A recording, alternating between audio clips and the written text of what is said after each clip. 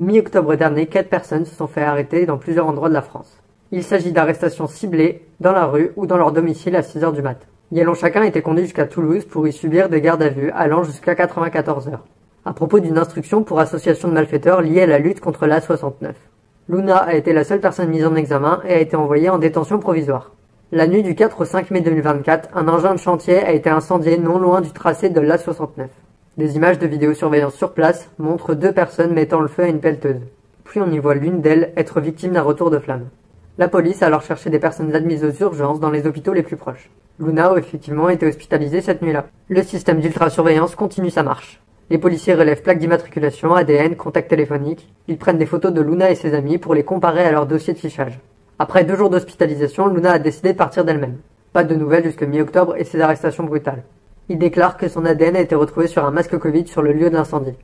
Cela fait désormais plus de 3 mois que Luna est maintenue en détention provisoire. Elle est à l'isolement au sein de la maison d'arrêt pour hommes de Tarbes. Être enfermée, sans procès, dans ces conditions, est d'autant plus terrible quand on est une meuf trans. La prochaine échéance importante pour la libération de Luna arrive mi-février. Le juge des libertés et de la détention devra statuer sur un renouvellement ou non de la détention provisoire. Un blog du groupe de soutien à Luna a été créé pour vous tenir au courant de la situation.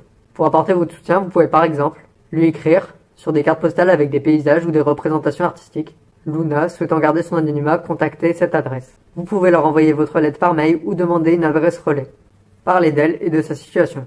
N'hésitez pas à relayer les communiqués, à parler d'elle autour de vous, à interpeller les gens. Dernièrement à Paris, des gens ont fait du tractage en manif. Des banderoles et des dagues sont réalisées pour partager le mot d'ordre Free Luna. On rapproche cette situation de l'antifasciste Gino, menacé d'extradition par la France. Un modèle de stickers à diffuser est proposé sur le site. Et bien sûr, l'une des principales armes de la justice étant de nous enfermer dans le manque, il faut de l'argent. Le collectif cherche environ 10 000 €, ce qui semble être le coût d'une incarcération de ce type. Vous pouvez récupérer des sous en organisant des événements de soutien. Des concerts ont déjà été organisés, mais ça peut être autre chose. Envoyez l'argent sur la cagnotte de la réponse collective face à la répression de l'A69 en général. L'aide sera pour Luna, mais aussi les 150 procès liés à cette lutte. Enfin, la plus grande aide est de continuer à lutter contre les prisons, le béton et leur monde. Vous trouverez en description des infos sur la lutte contre l'A69 et des formats sur les vécus des personnes trans, spécifiquement les femmes en prison. Dehors c'est que carnage, à quoi ils jouent? Ouais, tout cassé. J'ai tout cassé, ouais. Peut-être que je retrouverai l'envie. Tout cassé, ouais. Une bonne raison de sortir du lit. Tout cassé, hein. Brûler la prison, un peu de poésie.